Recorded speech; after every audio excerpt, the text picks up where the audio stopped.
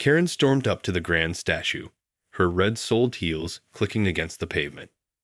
The marble figure stood tall and silent, its cold gaze seemingly mocking her. "How dare you?" she shrieked, drawing the attention of nearby pedestrians. "Do you have any idea who I am?" The statue, of course, did not respond. But that didn't stop Karen from unleashing a torrent of angry demands. "I demand you remove this ridiculous caricature immediately. It's an outrage, an insult to my very existence." Karen gesticulated wildly, her designer sunglasses sliding down her nose as she ranted. The onlookers watched in stunned silence, unsure whether to intervene or simply wait for the entitled woman's tirade to run its course. "This is unacceptable. I won't stand for it. Where is the manager? No, scratch that. I want to speak to the mayor himself. He'll hear about this travesty, mark my words." Karen whirled around, searching for someone, anyone, who could address her grievances. But the quiet plaza offered no relief, only the imposing figure of the statue, its granite features utterly indifferent to her rantings. Undeterred, Karen marched up to the base of the statue, her eyes narrowing as she studied the engraved plaque. "The philanthropist. What kind of joke is this?" she scoffed. Clearly, the artist had no idea who they were dealing with. Raising her perfectly manicured hand, Karen gave the statue's nose an indignant tap. "There, I've touched it. Now you can't say I didn't try to reason with you." Satisfied with her act of defiance, Karen flipped her hair and turned on her heel, her footsteps echoing in the eerie silence that had fallen over the plaza.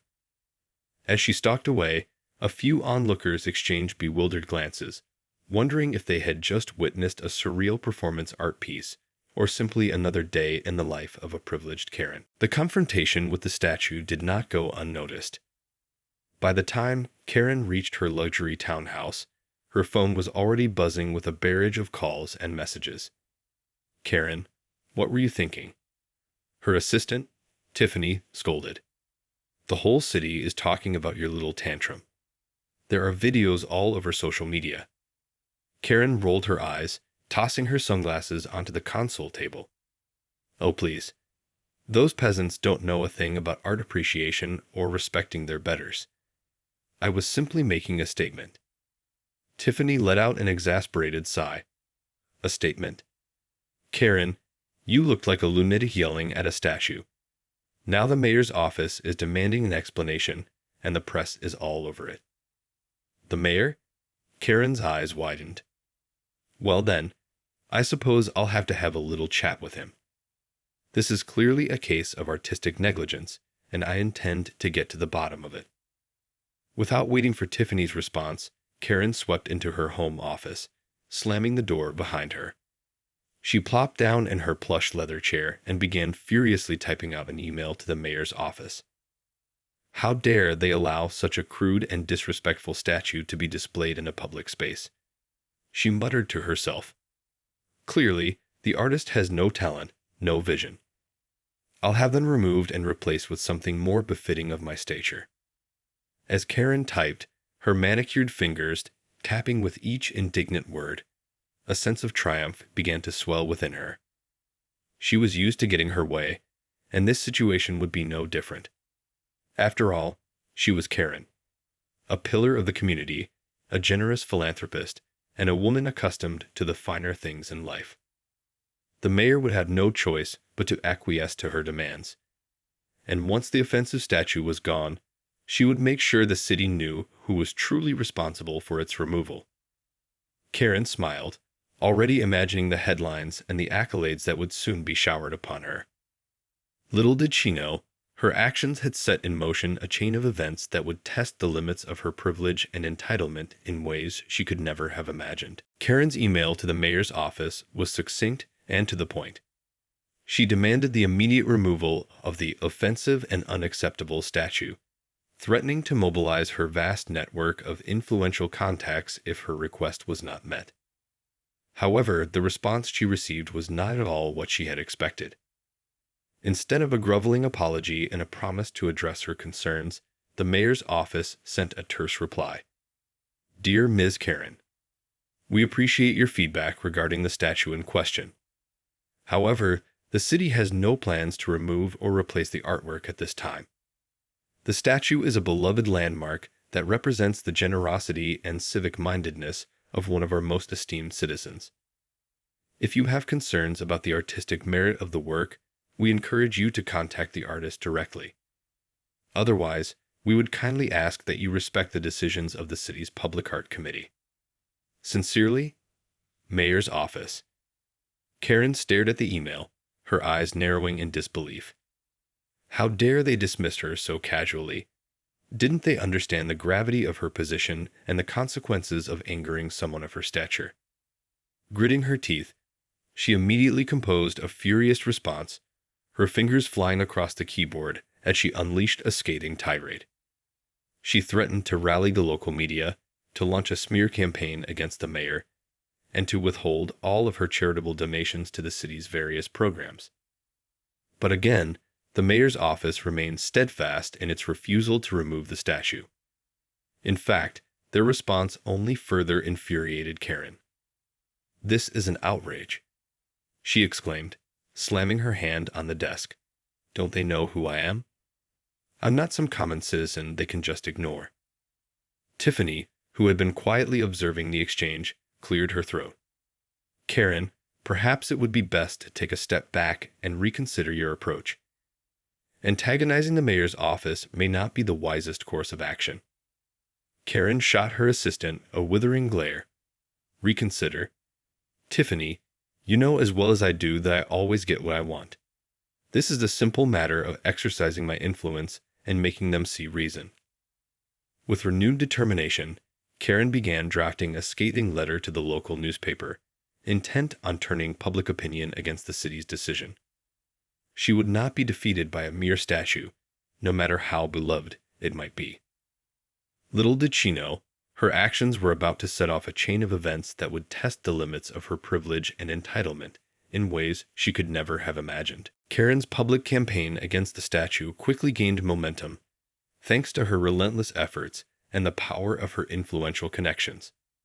Local news outlets eagerly reported on the controversy, with many outlets portraying Karen as a champion of artistic integrity, standing up to a stubborn and unresponsive city government. However, what Karen failed to anticipate was the grassroots backlash that would arise in defense of the statue. As the story spread, a growing number of residents began rallying in support of the much-beloved landmark. Social media flooded with posts praising the statue and its historical significance, condemning Karen's entitled behavior. "How dare she try to remove our city's symbol of philanthropy and community spirit?" One post read, "This is an attack on our heritage, and we won't stand for it." Soon, a Save the Statue movement was born, with protesters gathering at the plaza to stand guard over the marble figure. They organized petitions, hosted fundraisers, and even launched a crowdfunding campaign to ensure the statue's preservation. Karen was incensed. She had expected the city to cave to her demands, not face a determined public uprising. Undeterred, she ramped up her efforts, scheduling news interviews and hosting press conferences to garner more attention for her cause. "This statue is an affront to the arts and a blight on our city's landscape," she declared to a room full of reporters. "I'm not going to rest until it is removed and replaced with a work that truly honors our community's values." But the more Karen pushed, the more the public rallied against her.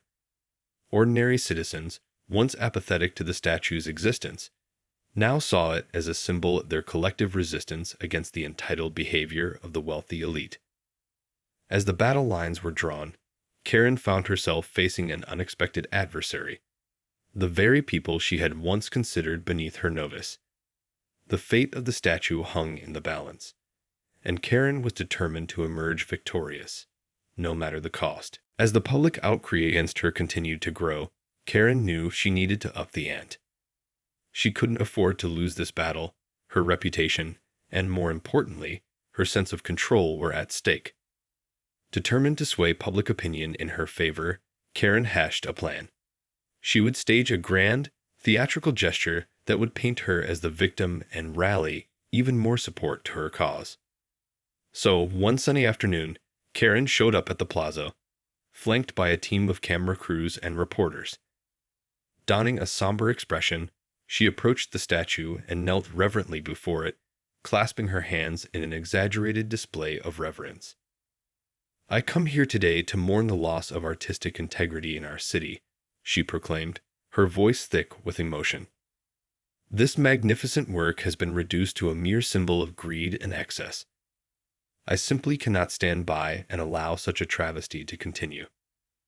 The reporters dutifully recorded her every word, and Karen could already see the headlines forming in her mind. She was sure this would be the turning point, the moment when the public finally recognized her as the champion of art and culture she truly was. But as Karen stood up and turned to face the cameras, she was met with a shocking sight. The plaza was filled, not with sympathetic onlookers, but with a crowd of angry protesters, brandishing signs and chanting slogans in support of the statue. "Keep your hands off our statue," they shouted. "This is our community, not your playground." Karen's face flushed with embarrassment and rage. Her carefully orchestrated publicity stunt had backfired spectacularly. Instead of garnering the public's sympathy, she had managed to incite even more outrage against her. Flustered, Karen hurried away, her entourage in tow. As she retreated, she could hear the jeers and taunts of the protesters, a stark reminder that her privilege and entitlement were no match for the collective power of the people. In that moment, Karen realized that her battle to remove the statue was quickly spiraling out of her control. She would need to rethink her strategy if she was to emerge victorious in this increasingly bitter and public feud. Defeated and humiliated, Karen retreated to her townhouse, her mind racing with ways to regain control of the narrative. She had never anticipated such fierce public resistance to her demands, and she was determined not to let this setback derail her plans. As she paced her office, Tiffany approached her cautiously. "Karen, I know you're upset, but maybe this is a sign that we should reconsider our approach. The more you push, the more the public seems to rally against you." Karen shot her assistant a withering glare. "Reconsider? Absolutely not. I will not be bullied by a bunch of commoners who don't understand the importance of art and culture. This statue is an affront to everything I stand for, and I will not rest until it is removed." Tiffany opened her mouth to protest, but Karen silenced her with a raised hand.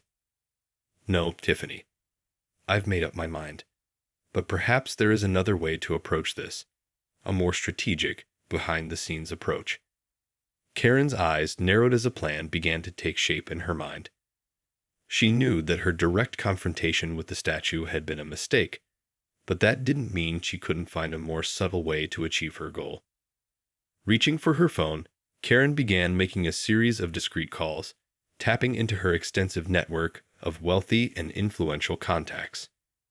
Within hours, she had enlisted the help of a team of high-powered lawyers, political lobbyists, and public relations specialists, all of whom were eager to assist her in her crusade against the offensive statue.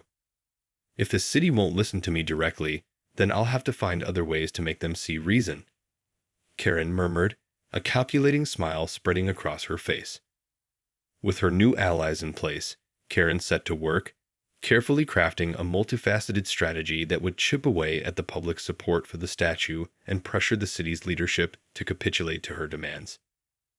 Little did she know, however, that her latest maneuver would only serve to further inflame the growing resentment of the very people she had sought to dismiss. As Karen's team of high-powered allies set to work, the public's outrage only continued to intensify. News of the wealthy elite's efforts to undermine the Save the Statue movement quickly spread, fueling even greater resentment among the city's residents. Suddenly, a shocking revelation came to light, one that would forever change the course of the battle over the statue. It all started with a seemingly innocuous social media post. A local historian, intrigued by the growing controversy, decided to delve deeper into the statue's origins.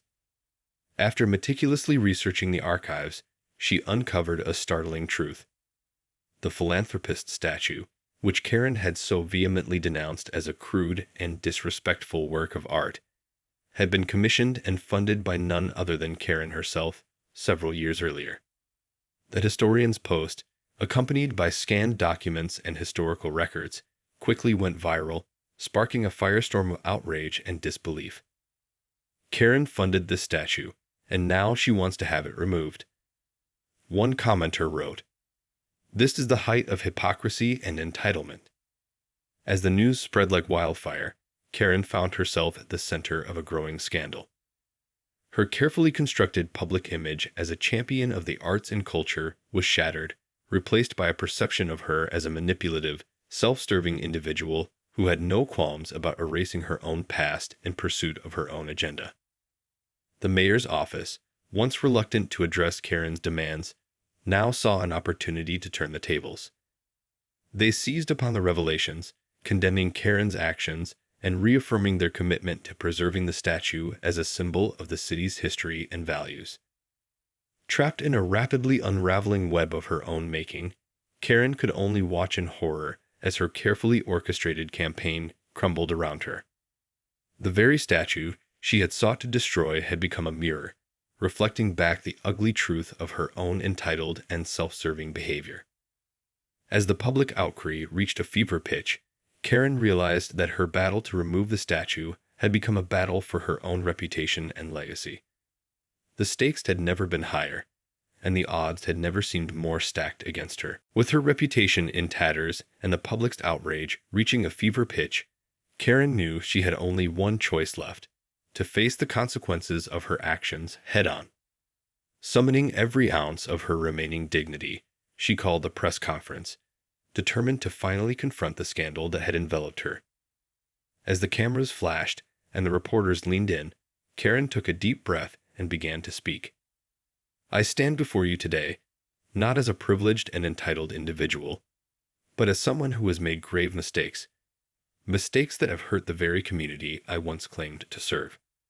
The words were difficult, but Karen forced herself to continue, her voice quivering with a rare display of vulnerability. "The truth is, I commissioned that statue years ago, believing it would be a shining symbol of my philanthropic efforts. But in my arrogance, I failed to see the true meaning and significance it held for the people of this city. And when I later sought to have it removed, I only compounded my error, acting out of a misguided sense of entitlement and a disregard for the wishes of the community." Karen paused, steeling herself for the final blow.